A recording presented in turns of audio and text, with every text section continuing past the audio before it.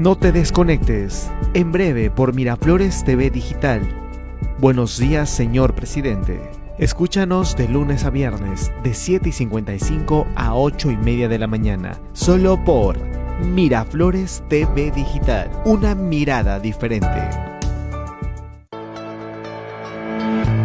Miraflores TV Digital. Cambia su propuesta cotidiana, porque todos nosotros debemos ser escuchados. Ampliando nuestros contenidos en vivo y el desarrollo de la actualidad cultural, política, social, científica y deportiva. Lo que pasa en Perú, en Sudamérica y el mundo que nos rodea. Síguenos en todas nuestras redes sociales. Miraflores TV Digital, porque todos somos comunicadores.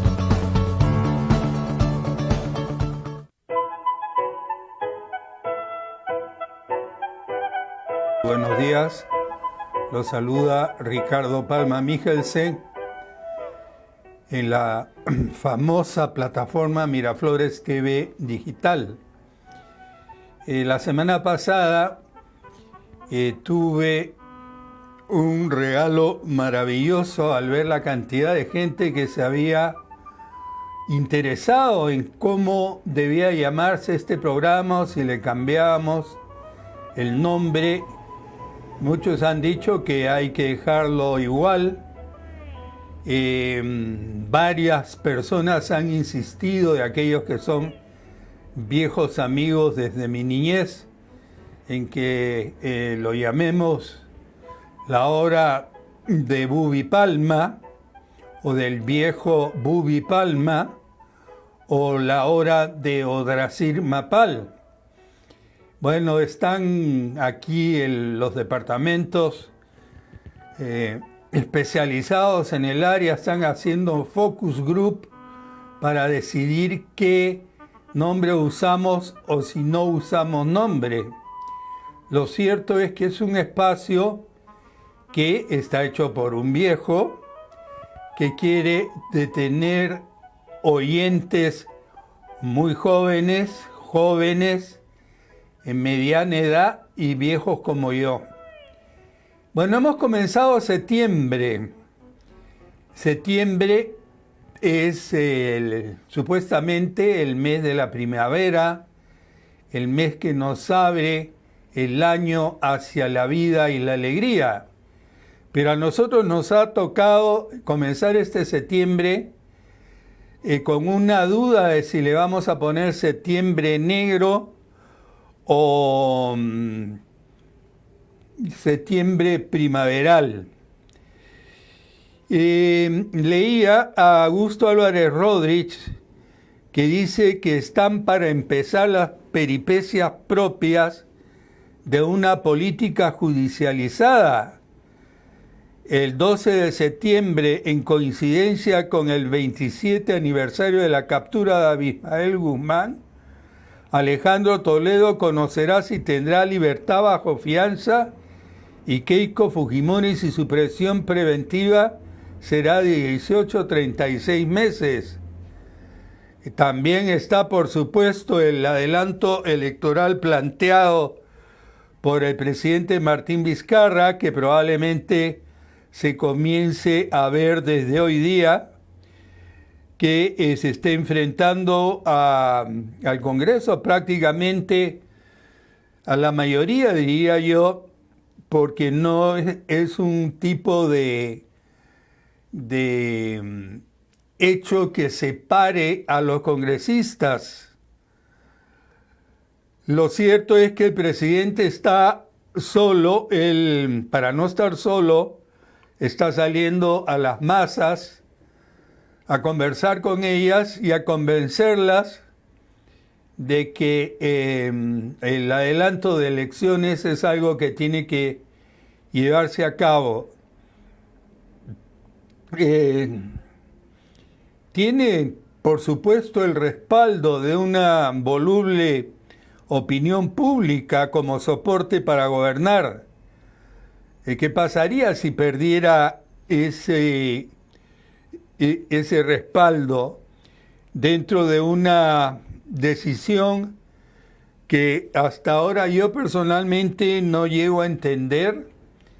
a no ser que tenga que vincularse a un cansancio de no tener en este momento las armas para poder sacar adelante los importantes planes que él tendría.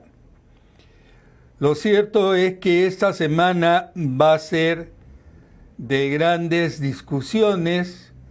Los constitucionalistas tienen puntos de vista, pero yo creo que lo que debemos hacer es primero pensar en el Perú. Mientras tanto, el mundo así como universo, como este lugar donde vivimos, está también movido. Han habido temblores anoche en varios lugares en el Perú, felizmente leves. Están mareas con olas de 5 metros en las Bahamas, ese lugar que elegían la gente de Miami cuando querían ir a una isla, es la isla más cercana que ellos tienen, donde puedan ir sin pasaporte, mejor dicho, solo con pasaporte americano. Ya un huracán, este huracán que viene con grandes deseos de ingresar a Estados Unidos, pero que aparentemente ya no lo hará por el lado sur, o sea, no lo hará por la zona de Florida, Cayo Hueso, Miami, etcétera, sino lo hará por el otro lado del Golf, pero dirigiéndose más hacia el norte, hacia las Carolinas. El presidente Trump ha dicho de que se tendrán que preparar para el peor huracán que ha habido jamás en la historia, y ha dicho que no ha viajado a un lugar donde iba a viajar porque se iba a quedar en la Florida para seguir de cerca lo que acontecía con este enemigo que nadie puede dominar. Lo cierto es que hoy han salido memes donde está en su propiedad en la Florida jugando golf mientras espera. Pero así son las cosas. Hoy se conmemora un acontecimiento que para los rusos ha tenido una significancia increíble, porque Rusia, durante una época, como hemos sabido, era promotora del terrorismo en varias partes del mundo, y no se ha dejado de sospechar que el comunismo ruso estuvo también en los inicios tras Sendero Luminoso. Lo cierto es que hace 10 años Rusia tuvo que decidir alejarse con toda actividad de promoción del terrorismo, porque se le produjo el peor ataque que jamás haya habido en la historia. Es así que la página RT, que se dedica a temas serios, muchas veces, otros siempre en ataque directo o indirecto a los enemigos de Rusia, ha escrito un artículo muy serio sobre el tema del terrorismo y se hace la pregunta: ¿existe el perdón para un terrorista? 10 años después del atentado de Beslan, los padres de algunos de los niños que murieron en la escuela número 1 de esa ciudad rusa han escrito cartas al único terrorista superviviente, el hombre más odiado de Rusia y que actualmente cumple cadena perpetua. Le preguntan casi todos qué siente una persona capaz de cometer tal crimen. Estos padres se enfrentan al asesino de sus seres más queridos con estas cartas. Lo cierto es que, como les decía, un grupo de 32 terroristas irrumpió en la escuela de Besián o Beslan. Esto está en la República de Osetia del Norte, una república que se incorporó a Rusia. Ellos, los terroristas, tomaron como rehenes a 1.200 personas, entre niños y adultos, que estaban celebrando el primer día de clase. El escritor el periodista de RT cuenta, porque estuvo en el lugar, y dice: no hay nada más terrible que ver que tu hijo se está muriendo y no puedes hacer nada. Estos rehenes estuvieron encerrados más de 50 horas, hacinados sin agua ni comida en un gimnasio de la escuela, cargados de explosivos y amenazados constantemente por 32 terroristas fuertemente armados, hasta que una explosión que provocaron accidentalmente los propios atacantes desencadenó el caos y propició la huida masiva de rehenes y la operación de las fuerzas especiales rusas. Como resultado de las acciones de los extremistas, murieron 340 personas, incluidos 186 niños. Uniéndonos a este homenaje, ¿por qué? Todo aquello que suene a terrorismo, todo aquello que suene a acción de sabotaje, todo aquello que suene a métodos o ideas radicales que piensen que matar vidas de niños o matar vidas humanas sea una razón para imponer una idea, tienen que ser eliminados de este mundo, y lo que hay que hacer es propiciar por todos los medios, y esto lo reflejo hacia el Perú, que estos momentos tan terribles que tuvimos nosotros con el terrorismo nunca se vuelvan a dar. No se puede, por ejemplo, en el caso del presidente de la República, que otros políticos estén insinuando que él es un terrorista porque está imponiendo ideas de enfrentamiento. El enfrentamiento de ideas es otra cosa totalmente diferente, eso no es terrorismo. Terrorismo también es lo que ha habido ayer en otro sitio en Estados Unidos, desde donde un vehículo en marcha pasando con una metralleta han herido como a 40 o 50 personas, gente que está con odio y con deseos de vengar actos de los que esas personas inocentes no tienen ninguna culpa. Se trataba de una persona que había perdido el trabajo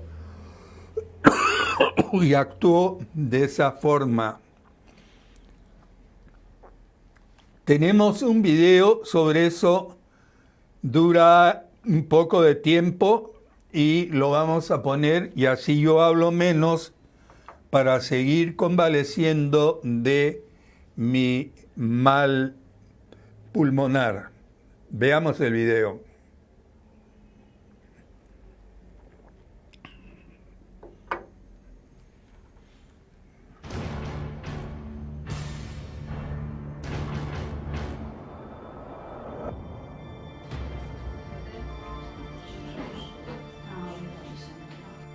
Me hago una idea acerca de lo que hay aquí escrito.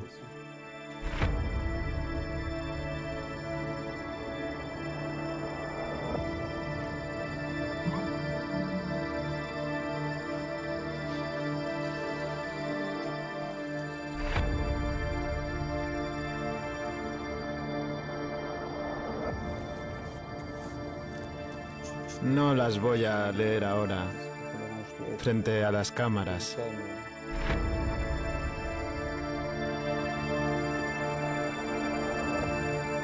Preséntese, por favor. Nurpasi Kulayev, condenado por el artículo 105, asesinato.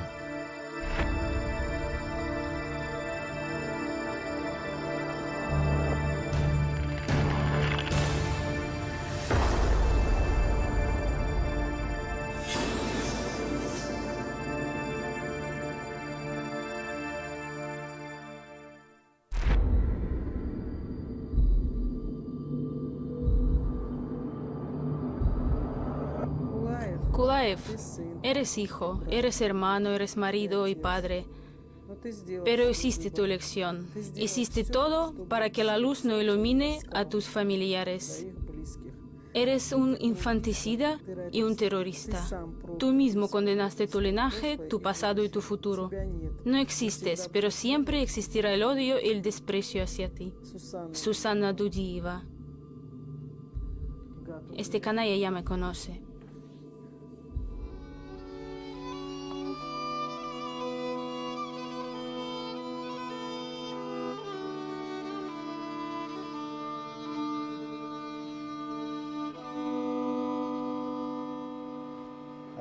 No me siento culpable porque murieran mujeres y niños.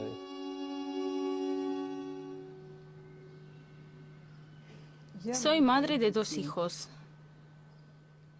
Zaur y Zarina. Zarina en aquel entonces cursaba el 3er año en la universidad. Y Zaur, el 1 de septiembre, empezaba el 8º grado del colegio. Vivimos cerca de la escuela, así que puedo verla desde el balcón de mi casa. Los compañeros de clase de Zaur vinieron a buscarlo y lo esperaron en el recibidor. Luego todos juntos se fueron al colegio muy alegres. Unos 5 minutos después se fue Zarina.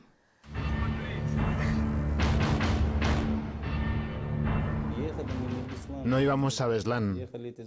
El plan original era asaltar un edificio de la administración, pero ya por el camino nos adelantó un coche, nos hicieron parar y dijeron que debíamos ir a otro lugar.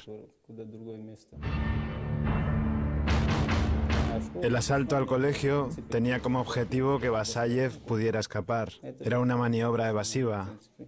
Pero cuando vio que se trataba de una escuela, ¿por qué no se dio la vuelta? ¿Para qué? Al llegar todos hicieron lo que les tocaba. Hice lo que podía hacer. Así de simple.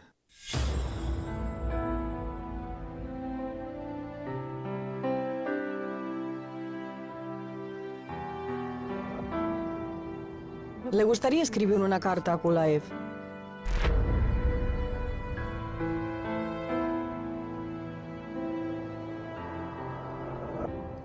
Para mí no existe.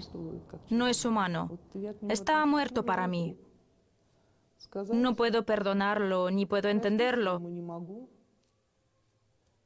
Simplemente si hubiera asustado a algún niño solamente caminando en los alrededores de la escuela, ya sería suficiente para encarcelarlo por el resto de su vida.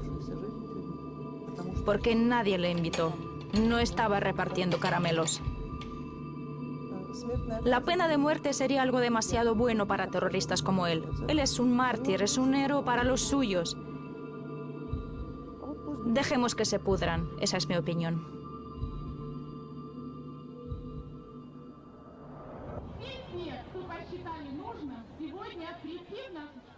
Mis hijos estaban conmigo. Mi hijo había terminado el 8º grado y empezaba 9º. Mi hija mayor había acabado 6º grado y la menor 2º. Teníamos previsto comenzar a las 9, pero la ceremonia se aplazó porque mucha gente estaba tardando. Cuando ya eran las 9:20, decidimos que no se podía esperar más y comenzamos. Se acabó el caluroso verano, se acabaron el descanso y las vacaciones. Nos espera un nuevo año escolar. Aquel día, el 1 de septiembre, Zarina se fue al colegio. Apenas entró, comenzó el asalto.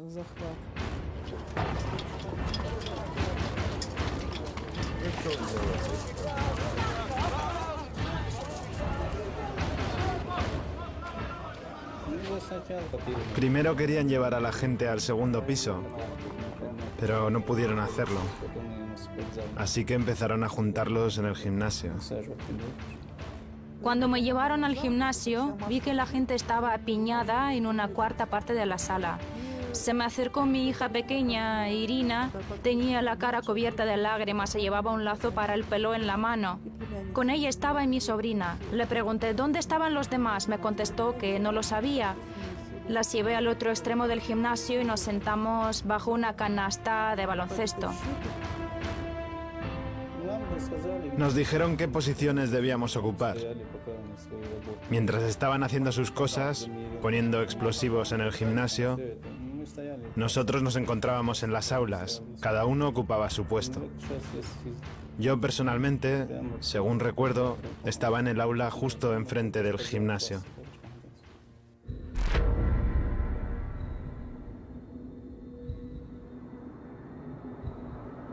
Kulaev, eres un animal. Te llevaron a esa escuela como a un animal. Te sentaste ahí como un animal y ahora estás en prisión como un animal. Han pasado 10 años desde que hiciste un acuerdo con el diablo que oscureció tu mente. Tú te llevaste nuestro más preciado tesoro, la cosa más preciosa para cualquier madre, su hijo. Estás pagando por tus pecados aquí, en la tierra. Basayev dio la orden clara de combatir hasta el final si ellos iniciaban un ataque. ¿Por qué no trató de impedirlo cuando supo a dónde iban? ¿Cómo podría haberlo hecho? Me habrían matado antes. Podría haber matado a uno o dos, pero el tercero me habría detenido. El 2 de septiembre ya había muerto niños. Un niño de primer curso murió de un ataque al corazón en los brazos de su madre. Una niña de 6º grado murió por un coma causado por la diabetes. Fue horroroso.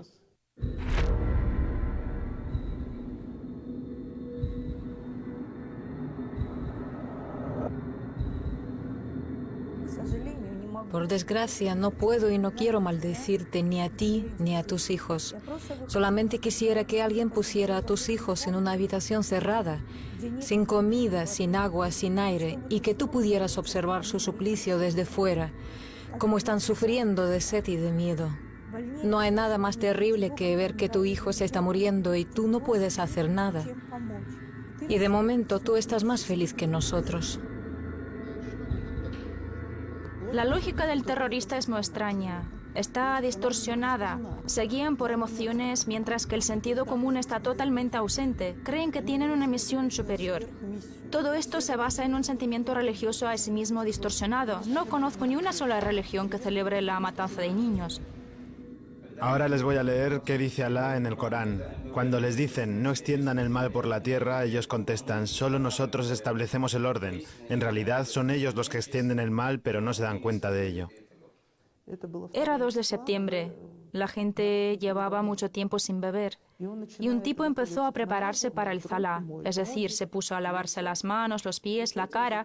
Imagínense una multitud de personas mirando el agua que estaba derramando sobre sus pies.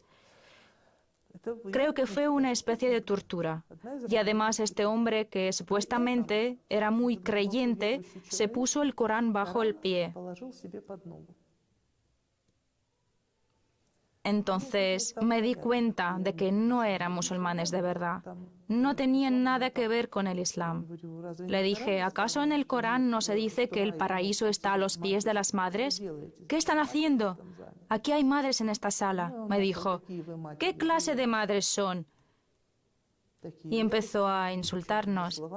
Dijo que solo podíamos dar a la luz a bastardos y prostitutas. Usted vio que no les daban agua y comida. Los niños estaban muriendo. Me acuerdo que el primer día les dieron de beber. El primer día los sacaron fuera y les dieron agua. Luego nos dijeron que el agua estaba envenenada. Cerraron los grifos. Nosotros no bebíamos y ellos tampoco. Nadie tomaba agua en absoluto. ¿Pero ustedes comieron o bebieron algo aquellos 3 días? No, no teníamos nada de nada para comer. Entramos en el comedor, en la parte donde estaba la cocina, y allí había agua en una olla eléctrica que no funcionaba. Por lo visto se quedó después de descongelar algún producto. Y luego supimos que aún les quedaban algunos muslos de pollo y los terroristas obligaron a nuestras cocineras a prepararlos. Y esa agua nos la bebimos. Jamás en mi vida he tomado algo más rico que esa agua.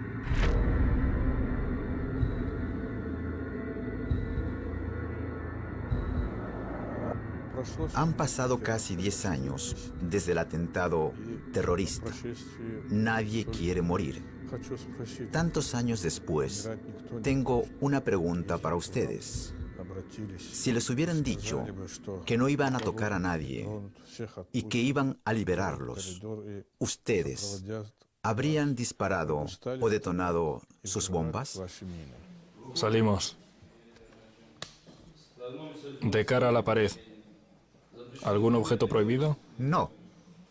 Cuando los secuestraron, lo primero que pensamos fue que tenían algunas exigencias y que luego los liberarían. Todos pensábamos así, pero todo acabó en una barbarie. Cuando veían que alguien intentaba entrar, lo mataban. Al principio, la zona estaba acordonada y no dejaban pasar a nadie. Queríamos saber quiénes eran los atacantes y qué querían ellos, qué exigencias tenían, pero no teníamos ninguna información al principio. Es duro recordar todo esto. Duele mucho. Por supuesto que me daban pena, pero puedo decir que en estas circunstancias ni yo ni ninguna otra persona podría haber salvado a nadie porque fue una decisión de terceros. Él necesita ser guiado. No es líder. Sin embargo, es un subordinado ideal. A menudo no dependen de uno las situaciones que le toca vivir.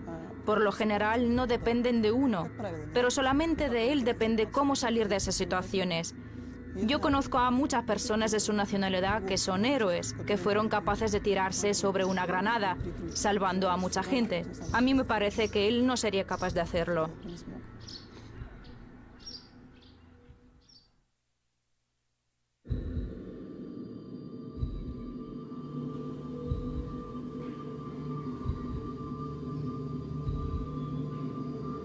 Si me encontrara con usted, Nurpashi, le haría una pregunta. ¿Por qué las personas se matan unas a las otras?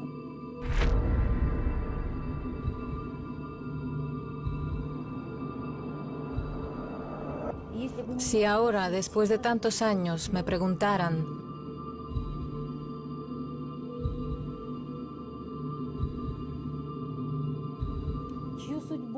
¿cuál de los dos destinos elegirías?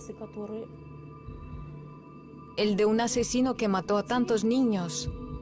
¿O el de una madre que aceptó con dignidad su suerte sacrificando a su propia hija? Yo conscientemente, repito conscientemente, escogería ser la madre.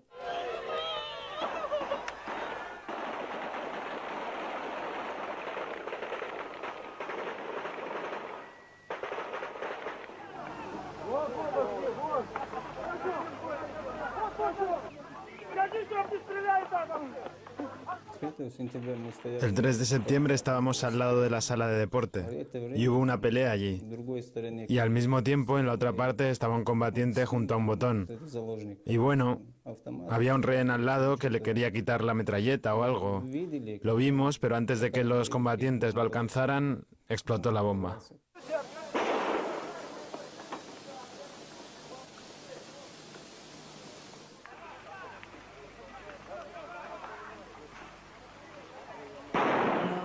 Irina estaba echada, medio dormida cuando se produjo la explosión. Un rato después recobré la conciencia. Nadie corría, todos se hacían sin moverse y un polvo plateado estaba cayendo sobre nosotros. Miré a mi alrededor. Al lado estaba Vera, sin vida, toda llena de moratones. Tenía 2 lágrimas de sangre en las mejillas y al mismo tiempo una sonrisa en la cara. Una sonrisa y 2 lágrimas de sangre. Vi a Boris, que yacía junto a mí, estaba manchado de sangre. Lo examiné y encontré 2 heridas, pero no salía sangre de ninguna de ellas. Y luego me di cuenta de que la sangre era mía. Yo estaba encima de él.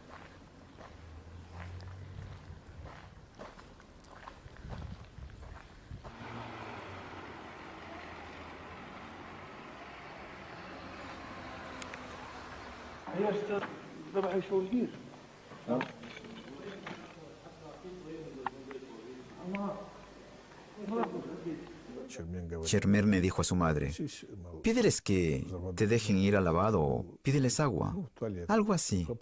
Por lo visto, ella se incorporó en ese momento y entonces sonó la explosión. Le destrozó parte del cuerpo, cayó y en ese instante todos empezaron a salir corriendo.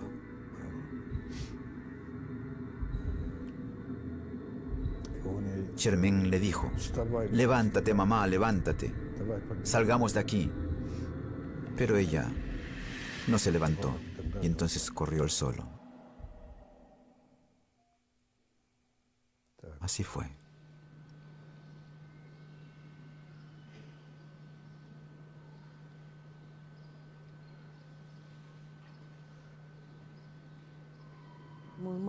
Mi hijo y Ala murieron después de la primera explosión. Zarina aún estaba con ellos. Los acompañó hasta el último instante.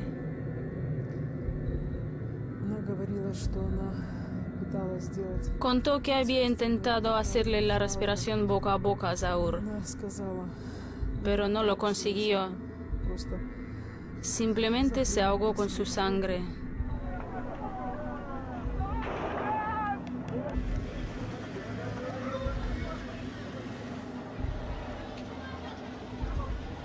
Yo le dije, Zarina, me contaron que Zaur estaba vivo, que lo habían visto. Ella no me lo dijo entonces. Luego comentó a mis amigas que no se veía capaz de decirme que estaba muerto.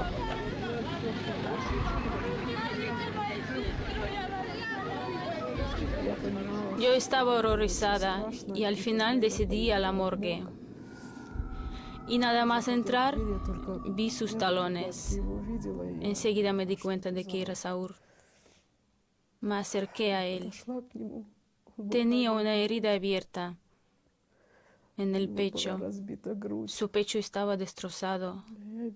Pude ver sus huesos. Incluso me parece que vi su corazón.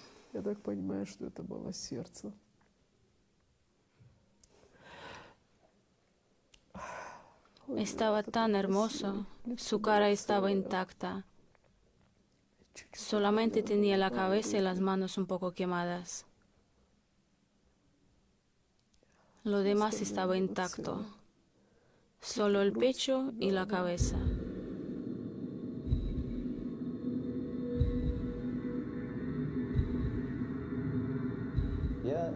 Yo entiendo mucho de explosivos y entiendo de armas. Conozco las consecuencias de su uso. Sabía perfectamente que si alguien apretaba el botón, explotaría todo. Yo pienso que es una persona desequilibrada. Aquí van volviendo en sí poco a poco y toman conciencia de lo que han hecho. Cuando yo conversaba con él, me contaba a menudo que tenía pesadillas en las que veía mucha sangre chorreando por las paredes.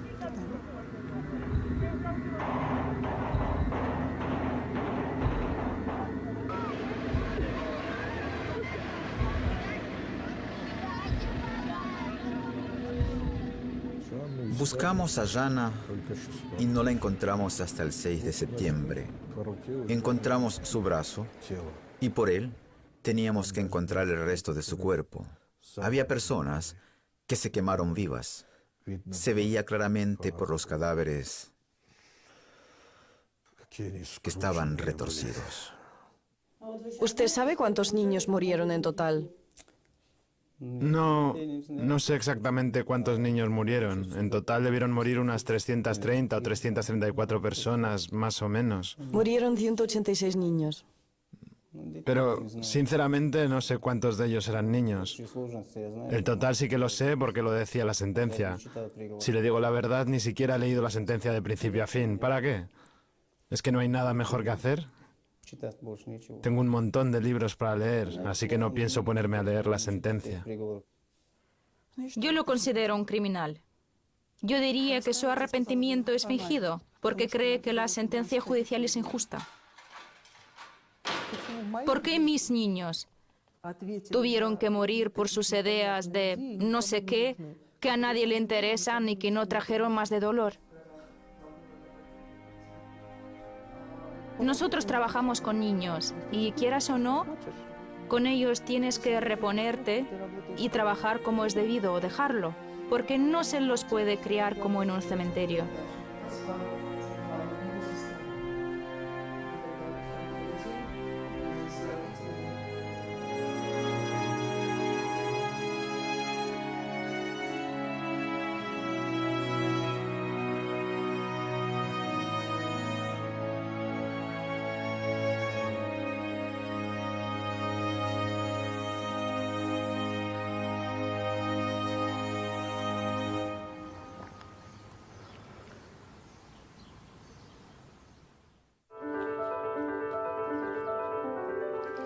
Este es nuestro lugar preferido para relajarnos. Vengo acá con mi nieto. Mi nieto es un niño alegre, bondadoso, lleno de vida. Se llama Daniil. Me siento feliz. Le doy gracias a Dios por haber salvado la vida de Zarina y por habernos bendecido con el nacimiento de Daniil. Por supuesto, me paso el día buscándole el parecido con Zaur. Y claro que se lo encuentro. Con frecuencia le llamo Zaur.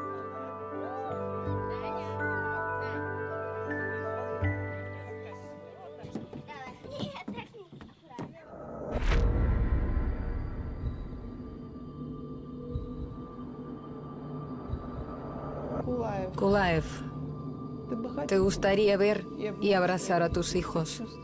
Sentir su calor. ¿Qué harías con la persona que los matara? Ya hace tiempo que vivo privado de lo más valioso que hay en la tierra, al menos para mí. Mi familia y mi libertad. Kulaev, ¿en qué te gustaría ver convertidos a tus hijos? ¿En terroristas como tú, su padre? Me pregunta si me gustaría que mis hijos fueran como yo. Me gustaría mucho que fueran como yo, pero no que les tocara un destino como el mío. No, por supuesto que no querría algo así. Pero que fueran como yo, sí, eso me haría feliz.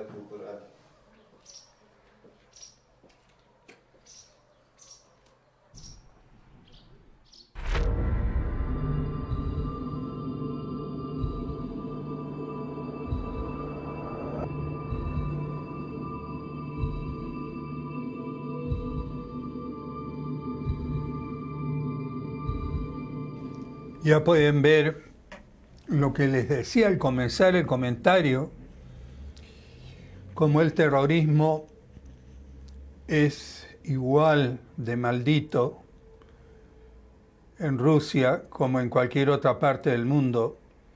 Y esto es lo que tiene que haber convencido a los rusos de no intervenir más en fomentar terrorismo en otros países del mundo como lo hicieron en el pasado. El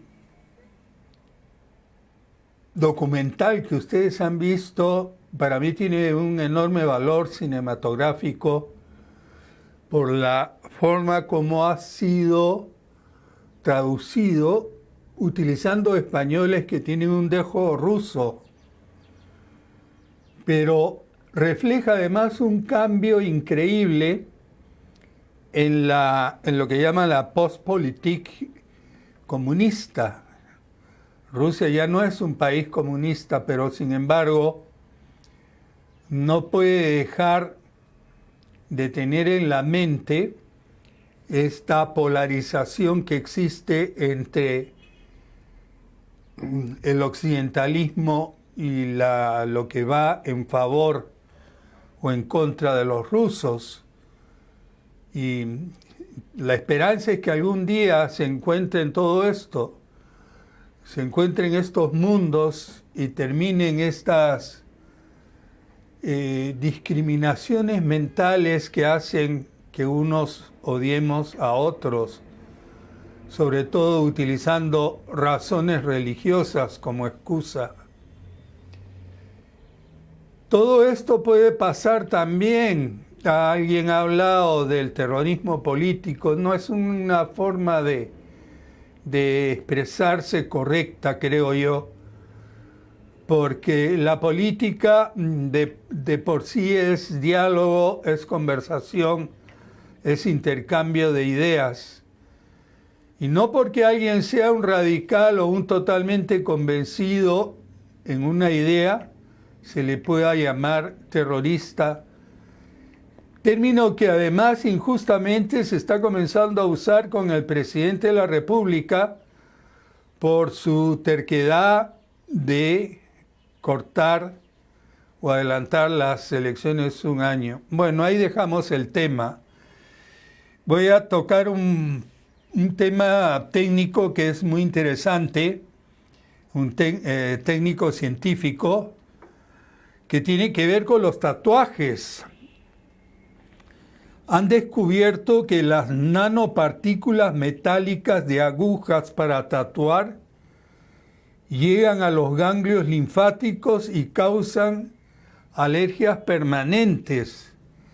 El mismo equipo probó que las reacciones alérgicas de los tatuajes están causadas por los pigmentos que se utilizan durante el proceso. Estas alergias pueden resultar permanentes e incluso hacer que el cuerpo rechace algunos tipos de medicamentos. Un equipo científico europeo ha descubierto que las nanopartículas metálicas de las agujas para tatuar pueden trasladarse a través del cuerpo humano hasta los ganglios linfáticos, ya que contienen alergenos de níquel y cromo, capaces de inducir alergias hasta algunos medicamentos. Ante este nuevo estudio publicado el 27 de agosto en la revista Particle and Fiber Toxicology, el mismo equipo hace 2 años probó que las reacciones alérgicas de los tatuajes están causadas por los pigmentos que se utilizan durante este proceso. No se trata que haya falta o no de higiene en estos salones de tatuaje. Tampoco tiene que ver con la esterilización del equipo o incluso de los pigmentos. Ahora descubrimos que el desgaste de la aguja también tiene un impacto en su cuerpo. Hiram Castillo de Eurocalert, uno de los autores del estudio científico ambiental del Centro Europeo de Radiación Sincrotrón, dice que no cabe duda que las partículas metálicas se derivan de la aguja del tatuaje como resultado de la molienda mecánica pura. Este estudio se está proyectando a largo plazo porque hará que los médicos, cuando hagan exámenes a la gente, pues tendrán que manejar el criterio de la existencia de un tatuaje, de uno o varios, como una posibilidad de generación de alergias. A propósito de medicamentos, estoy muy, pero muy de acuerdo con la campaña que está llevando a cabo la República en relación a los medicamentos. La semana o ayer, si no me equivoco, hablaba que un medicamento que costaba 90 soles, lo estaban vendiendo en 5.000 soles en el Perú. La República dice, cuestionan beneficios tributarios a laboratorios. Medicamentos contra el cáncer no pagan IGB, pero no bajan de precio. Desde el 2001 el Estado exonera del IGB a 124 medicamentos usados en tratamientos oncológicos para que precios se reduzcan. MINSA confirmó que no se cumple. Según las ONGs Oxfam y Acción Internacional para la Salud, ganancias de las compañías multinacionales incrementaron el 64% debido al alto precio de estos fármacos. Terminaremos nuestro programa recordándoles lo bonito que fue el cierre de gran contraste con la inauguración, ¿no? La inauguración enorme y pomposa, un cierre sencillo de los panamericanos. Bueno, entrará ya la ciudad a su normalidad, la política a la suya, y mientras tanto se verá qué cosa es lo que se hace con lo que ha quedado. No quiero dejar de pasar este espacio sin agradecer a la cantidad de personas que se han interesado sobre cómo deberíamos llamar más bien al conductor del programa. Si le decimos don Ricardo, ingeniero Palma, Bubi Palma o Odrasir Mapal. Así que se está viendo por dónde nos vamos. Titulares del Comercio revelan el pago de coima Inostroza y Peirano por litigio.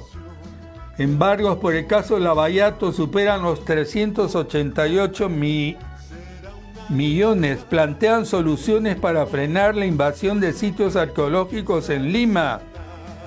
Asaltantes balean a esposos con un bebé en brazos y a un vigilante. El Perú es un país inacabado, dice el rector de la Universidad del Pacífico. Huracán Dorian golpea las islas de las Bahamas con ráfagas que llegan hasta 350 kilómetros.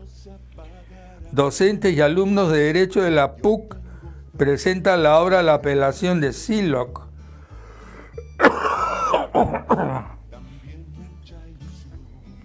Una fotografía de Giancarlo Ávila que muestra a nuestra laureada para badmintonista, o sea, jugadora de badminton, que obtuvo la medalla de oro en su silla de ruedas, de Pilar Jauregui. Bueno, como les dije, la República toca el tema de los medicamentos. Es un tema que es vital e importante. Habla del motivo cierre de los panamericanos. Yo tenía una última nota que me ha llamado mucho la atención del diario Expreso, donde da cuenta de que Alejandro Toledo, con tal de traer a Fujimori, canjeó información sobre el armamento del Perú en la época en que se estaba en Chile Fujimori. La traición apareció con el hombre, se dio mucho antes de que Judas Iscariote entregara a Jesús por 30 denarios a los fariseos. Y esto lo vamos a ver con más detenimiento. Dice que hay le pasó a Chile toda la documentación sobre nuestro armamento a cambio de que le dieran a Fujimori. Gravísimo tema contra Toledo. No dejemos de escuchar nuestra canción y recordemos que hay que rezar para que esta semana no sea una semana negra como han augurado varios pesimistas. Siempre debemos desear y pensar lo mejor. Colorín colorado, el programa, aunque sea largo, ha terminado y con Radio Francia se habrán quedado. Yo tengo fe, los hombres cantarán una canción de amor universal. Yo tengo fe, será una realidad, el mundo de justicia que ya empieza a despertar. Yo tengo fe que todo cambiará, que triunfará por siempre el amor.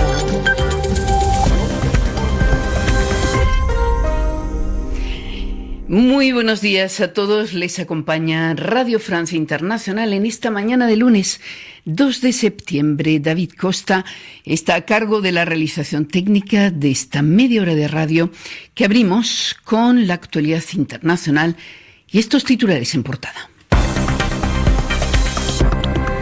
Carmele Gallubo. Argentina al borde del colapso financiero. A partir de hoy se aplicará un control de cambios parcial al que ha tenido que recurrir el liberal Mauricio Macri, una medida que refleja también el fracaso de la política económica y sobre todo social del presidente, nos dirá un analista dentro de unos instantes. En Alemania, la extrema derecha multiplica sus resultados en 2 elecciones regionales celebradas este domingo en el este del país, sin llegar a alcanzar, eso sí, su objetivo de alzarse como primera fuerza política. El archipiélago de las Bahamas en el ojo del ciclón con vientos de hasta 300 kilómetros por hora. Dorian azota al archipiélago en su camino hacia las costas del sur de Estados Unidos. Y en este informativo hablaremos también de la gran cita europea del fotoperiodismo. Es el Visa pour l'Image que se celebra en Perpiñán, donde se encuentra ya nuestra compañera María Carolina Piña. Noticias en RFI. Argentina atrapada en la espiral de la crisis financiera. Hoy entra en vigor el control de cambios parcial que se ha visto abocado a instaurar el muy liberal presidente Mauricio Macri después de haberse resistido. Y es que falta liquidez y hay que impedir que los dólares sigan escapándose del país y la moneda argentina siga cayendo. Para Macri, el objetivo urgente es recuperar la estabilidad cambiaria tras las turbulencias bursátiles de los últimos días. El decreto de Macri establece que los exportadores deberán liquidar los dólares como máximo 5 días después de haberlos cobrado y los particulares podrán adquirir un máximo de $10.000 por mes, y no podrán realizar transferencias al exterior por encima de esa suma.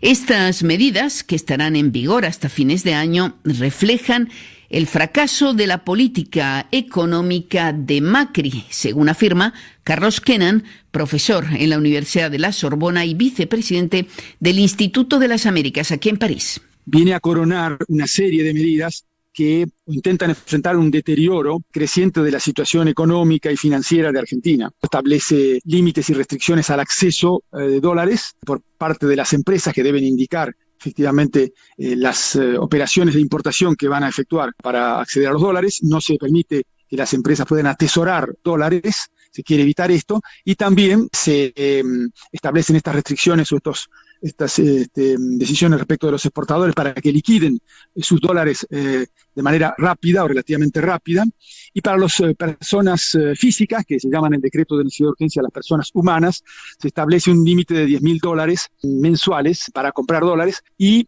se da en el marco de una creciente salida de capitales, finalmente, una creciente salida de divisas. Podemos decir que Argentina está hoy en una situación peor que cuando inició el mandato de Mauricio Macri, que ha fracasado.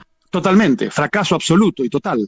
Es decir, que Argentina tenía desequilibrios de precios, tarifas retrasadas, venía con un crecimiento mediocre desde hacía ya 3 años, al final del gobierno de Cristina Kirchner, pero producto de las reestructuraciones de deudas anteriores, producto de una serie de factores, no estaba prácticamente endeudado y los problemas que tenía que enfrentar, pienso yo, eran abordables. La inflación es de más del 50 y tantos % en ritmo anual, en ese momento era de 25%. Cierto es que por las manipulaciones que se habían hecho en el periodo anterior de las estadísticas del INDEC y demás, no había una precisión absoluta sobre lo que eran las tasas de inflación, pero está claro que hoy día son bastante superiores. Sí, sin duda alguna, Macri ha fracasado y la situación es peor hoy día que en el 2015. Era el economista Carlos Kenan, vicepresidente del Instituto de las Américas, aquí en París, entrevistado por Rafael Morán. Y en México, el presidente Andrés Manuel López Obrador pronunció ayer su primer informe de gobierno al cumplir 9 meses en la jefatura del país.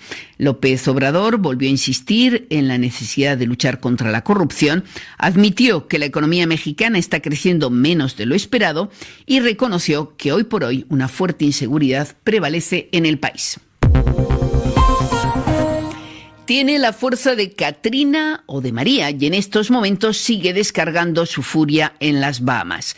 Y es que el huracán Doria, de categoría 5, la máxima, se desplaza lentamente, lo que contribuye a multiplicar su efecto devastador con lluvias torrenciales y vientos de cerca de 300 kilómetros por hora, lo que no tiene equivalente en la historia de las Bahamas. Más de 3.000 viviendas podrían haberse visto afectadas y todavía no se dispone de un balance de posibles víctimas. Lucille Jambert.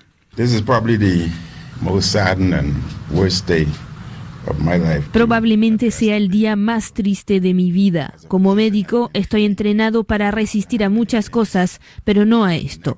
La emoción del primer ministro de Bahamas anoche frente a las escenas de destrucción en el archipiélago.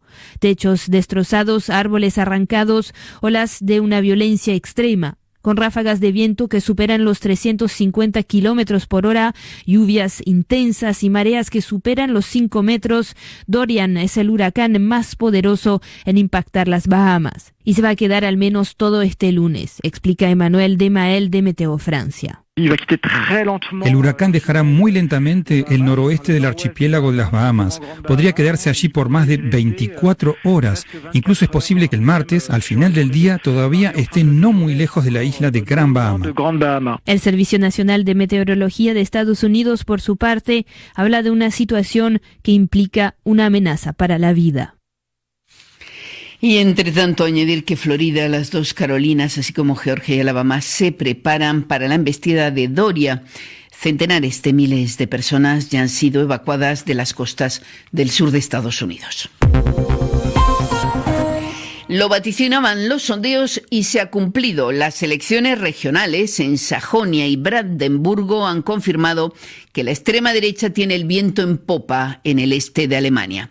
El tabú ultraderechista, en un país todavía marcado por un pasado nazi, ha saltado ya por los aires.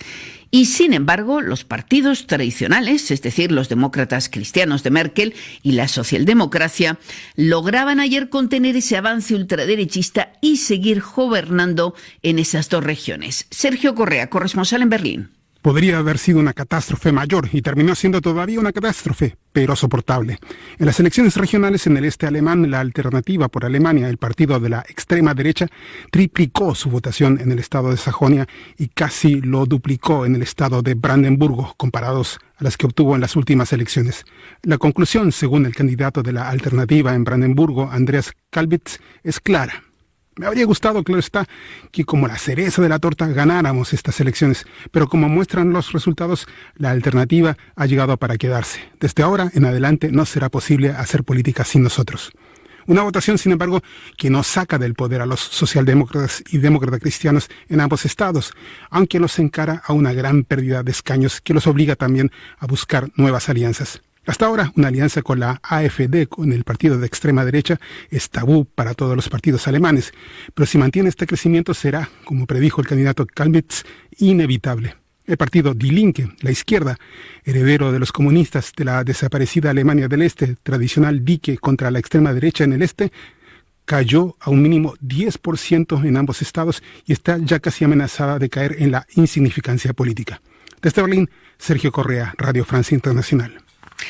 Gracias, Sergio. Y una tensa calma se vive esta mañana en la frontera entre el Líbano e Israel, después de que ayer se multiplicaran los disparos de misiles de uno y otro lado.